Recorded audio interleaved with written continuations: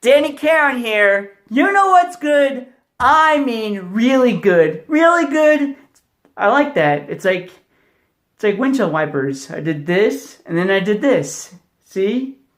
Whoosh, whoosh, whoosh, whoosh, whoosh. Anyway, you know what's really good?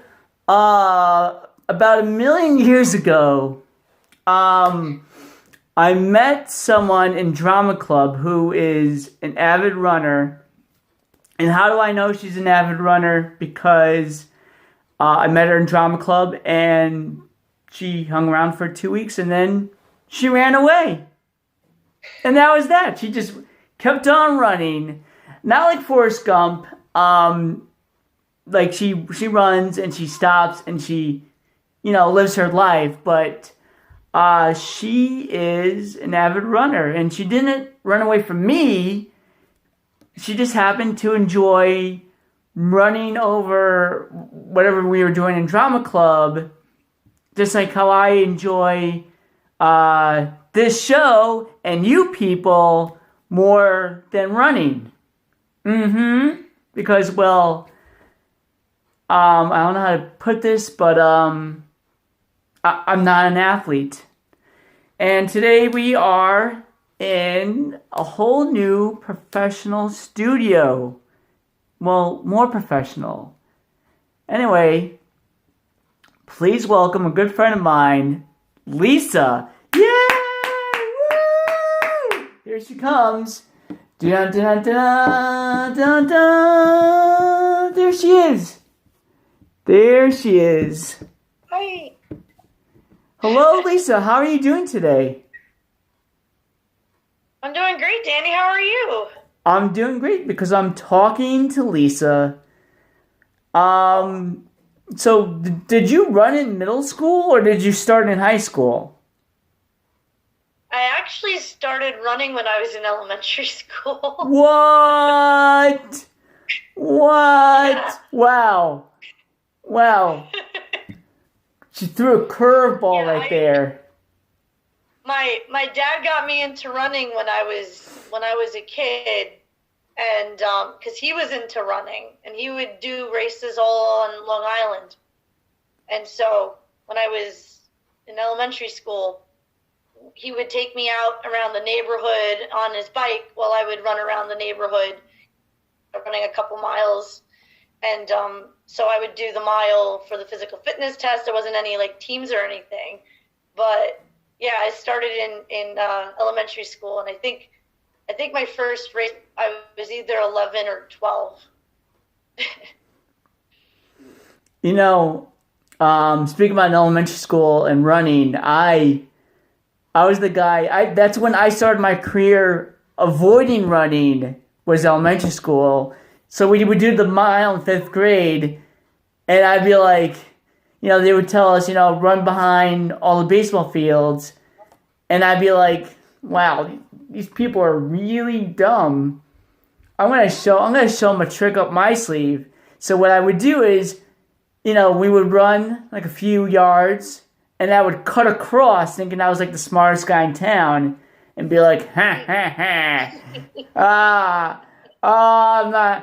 gonna get myself out of the mile. And like, I would run across, but it would take me so long to go like across the circumference of the circle that like, I guess everybody and their mom noticed me. Like people's mothers jumped out of their houses and they were just like, he's cheating the mile. And I knew another runner. His dad jogs around the neighborhood in his shorts. It doesn't matter what season it is, he'll just run around in shorts. But I noticed that you participated in in a few marathons. Yes, I've done 2 marathons. They were both in Philadelphia in 2017 and in 2019. And of course, that was like 2 years of terrible weather. What a way to start your marathon career, right? With the 2017 was like the windiest marathon they ever had. And then 2019, the temperature dropped during the race below freezing, and sleet fell as I was finishing the race. Oh man! But my second one was faster than my first one. 4 hours and 2 minutes plus change is my best time. Wow. And like, was that like just a mile of running, or how much did you run? Oh, so a marathon is 26.2 miles. Wow. I've done other races too. Marathon's 26.2 miles. I've done half marathons. I've done 10Ks, which is a 6.2 miles. I've done a bunch of those. Probably the most common race is a 5K, which is 3.1. Half marathon's 13.1. So even though it's just a half, it's still a lot of distance. That's one of my favorite actually races to do because you go really far, and you accomplish a lot, but you're not dead. When you finish a full marathon, your legs become like jello, and it's a battle to get the last few miles done. Wow.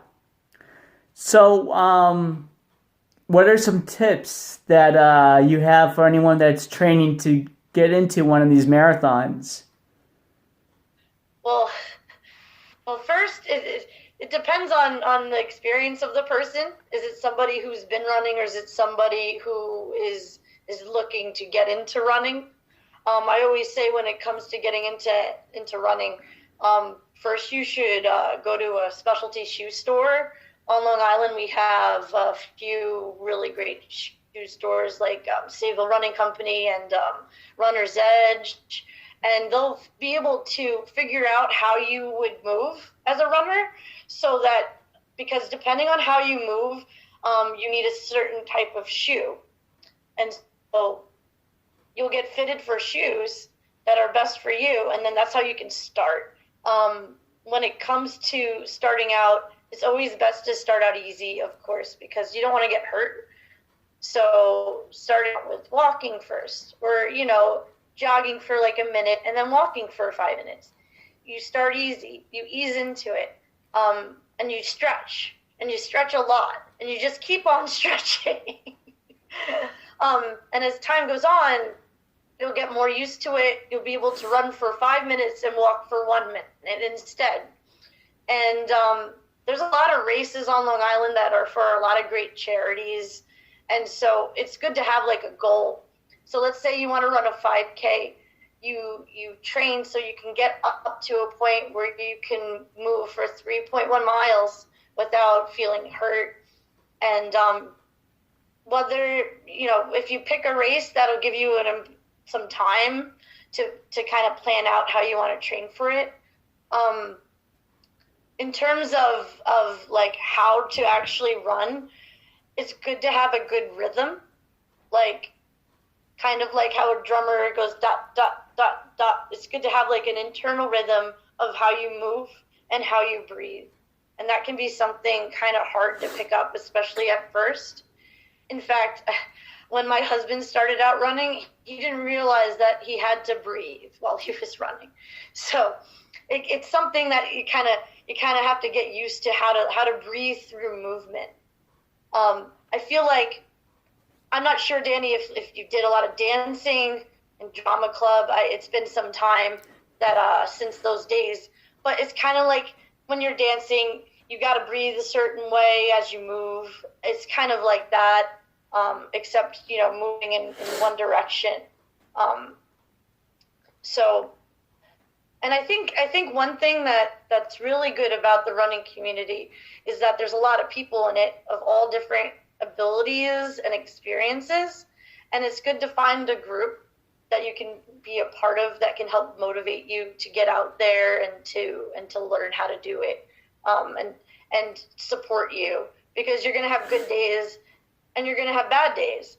No matter how experienced you are, those days are going to come to you, and so it's good to have some kind of support system. When I was training for my marathons, I really leaned hard into my support system, whether it be setting up a group run or just kind of talking things out.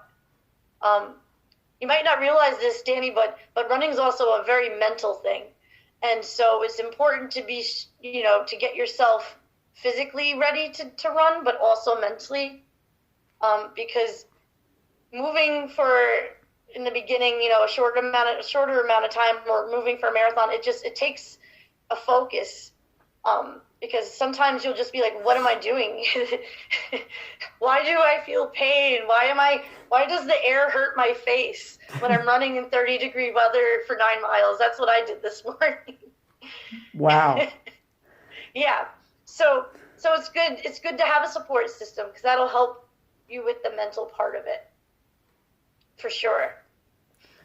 So, was your husband a runner before you guys met, or is it more like, the wife runs, so I gotta run too, like it was more like, hey, I should stay in shape somehow, and you know what? I never hated running, so let me try it out. I believe that's kind of the mentality. He's not competitive, and competitive running is a whole nother thing too. But he's not competitive. It's just a matter to stay in shape, and he doesn't do it in the cold months. Oh, like I do. Smart guy. Yes. I don't blame him for that. But that's interesting that so you basically encouraged your husband to run. So do you guys run side by side like this? He's not really big into it. More so just to stay in shape. But yeah, I definitely did encourage him. And he didn't have the right shoes. So in the beginning, he was feeling hurt. And so I took him to Runner's Edge, and they got him the correct shoes. And then he never had that pain again. So let me tell you something. Having the right shoes is very important, because I was hiking with my girlfriend and her friends, like someplace in Naples, New York. Well, one of those small towns in upstate New York. And I stepped on a loose rock with just sneakers on, and I hurt my ankle.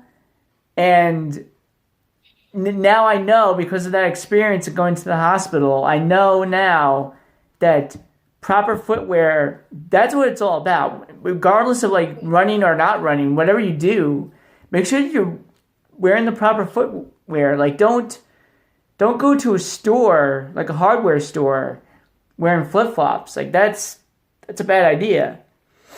So, how many miles is a 5K? 3.1. Wow. So yeah, the K would be 1,000? Is that what the K stands for? So, yes, that's exactly what it stands for. So a lot of most of these races are in the metric amounts assigned to the distance. So the 5K is 5,000 meters, or 5 kilometers. Ah. And 5 kilometers converted to approximately 3.1 miles. Right. Mm-hmm. Yeah, just a little. And to give you an idea. Go ahead. Go ahead. Oh, I was going to say, to put things in perspective, a marathon is over 42 kilometers. Right. Just a little footnote to some of the folks that are watching. There's how America measures things, which is what they call standard. And then there's the rest of the world, which is metric. And, the people outside of the United States, they measure things differently than us. So, yeah, it's a tough pill to swallow. It really is. But, I believe that's a different discussion for a different time. Who knows? Anyway, wow. So, what was your toughest race or marathon? Well, I have to say it was probably that first marathon I did in 2017. Mm-hmm. So just so you know, in order to train for one of these things, you have to put in a lot of work. And I had never run further before than 14 miles at that point. And so in order to train for it, I had to get up to a 20-mile run. Wow. So I had to go from 14 to, it was a big jump for me. And I had never done it before. And every time I had tried to do it, like I would have an injury or something would happen, like it just never clicked. So in 2017, which is the year I met my husband, by the way, it was a big year. 2017, I started training, and good days and bad days. I'd go for a 14-mile run, and then I'd be like, can I actually do this? I had to train my mind to kind of wrap it around the distance I was doing, in addition to the actual running part of it. So by the time I had gotten up to the 20-mile run, I was feeling better about it. But at the same time, I was feeling terrified because in a marathon, there's this thing that happens to you, most people, called the wall. And what the wall is when your body kind of hits a low level of fuel, and it kind of like powers down like a computer, and your legs move slower, like you're going through mud. And so you just feel like crap, and then mentally you kind of lose it too, because your brain runs on fuel too, and if you don't have the fuel for the thoughts, and they kind of go everywhere too. So I was really worried about that. When I ran in Philly, I kind of tried to run my own race, to follow people, and kind of like I had the experience with half marathons, so I kind of tried to use that. The way that the Philly Marathon is set up is you run the half marathon course, which I was familiar with, and then you do this out and back. And for that race that year, the out, going out had the wind in front of you. And at the turnaround was the 20-mile mark, and that's when people tend to hit the wall. So everything's going okay. I'm hitting all my marks for the first half, and then we turn, and it's like running into a literal wall with this wind. And because it's an out and back, you can see the people who are winning the race on the side. You can see all the elite runners, and you see them, and you see how tired they look. And you're like, if they're tired, how am I going to feel at that point? How am I going to get through this? So we're fighting through this wind, and we finally turn around.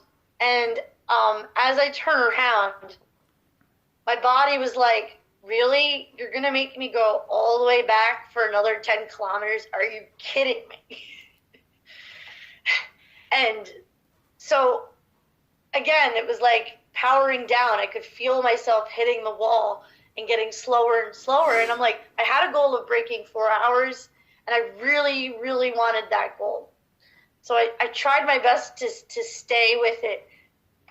As I was starting to kind of really slip, my phone was programmed that I could get cheers from friends and family who were tracking me online.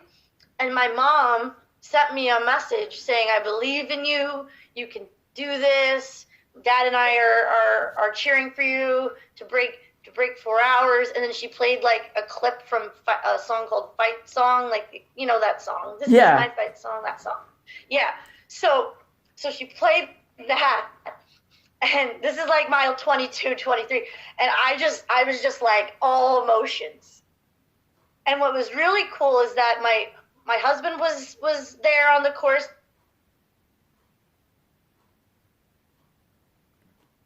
Oh dear, you froze. Come back to me. We were there too. The mom and stepdad were there. And so I knew that they were also cheering me on during the race. And so everything kind of came together, and I tried my best to pull things together the last 5 kilometers, 5K. And I ended up finishing in 4 hours, 4 seconds, 4 hours, 4 minutes, and 4 seconds. And for first marathon with the craziest wins ever, that was a super win. That was a huge win, huge accomplishment. And we got these giant medals that had bells that would ring. So everyone after they finished, they were all ringing these bells. But I really wanted a finisher's jacket. So like I literally took whatever energy I had left to go into the tent to get my jacket. But my God, the next day I couldn't walk. Very Wow. well. I was like so crippled. Like it was really hilarious. And I had never been in that kind of pain or like having to really go through mental hurdles to kind of get through that. But it was definitely a great experience, and that's why I tried it again 2 years later in the pouring rain and sleet. Wow. So Yeah. do you listen to music while you're running around, or is it just straight, just running and that's it, ambient noise? It depends. It depends on the distance or what I'm doing. So like this morning I ran 9 miles in Bethpage with a friend, and I didn't listen to music at all. We chatted like throughout the run. Sometimes like we'd just be quiet, just try to focus on getting our breathing under control because it was so cold. But then there are times like the marathon, I listen to music. Half marathon, I listen to music. And most of the time I do like listening to music because sometimes, like, especially lately for whatever reason, sometimes like my cadence gets messed up, like I was telling you about with the breathing. And so like sometimes like I kind of have a playlist, and so I use that playlist to kind of bring me back. Lately I try not to listen to music until like after like the beginning of the race, for example, just to kind of settle in and kind of get into my own rhythm. And then like if I need it, I'll turn it on. Or if I like have a plan, I'm like, okay, I want to make sure I listen to this song on this mile or something like that. I'll listen to music. But for the marathon, like I would curate this intense 4-hour playlist because you really need the music for that long of a run for sure. Wow. Huh, I'm scratching my nose. All right, the nose still works. That's good. Anyway, I like to thank Lisa for coming on the show and talking with us today. Lisa, it's been a pleasure as always, and thank you so much for talking with us. Oh, no problem. I'm happy to be here. And hey, Danny, if you have any questions about getting into it, checking out races, finding a good place to get shoes, feel free to reach out to me. Or if you know somebody who's interested in getting into running, a friend or a family member, feel free to let me know, because I like seeing the community grow, especially like we're trying to get past all this COVID and try to like kind of bring everyone back together into the running community, or even just to, run on your own. Like, feel free to reach out to me. Like, I'll be more than happy to point you or anybody else in the right direction.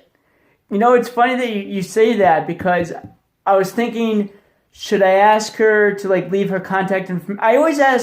I ask most guests to like leave their contact information on the fan page under the video or in the comment section on the YouTube channel. And I was thinking, should I say that? And then I was just like, no. She's not. She runs. She's not putting on an album. She's not singing in a concert.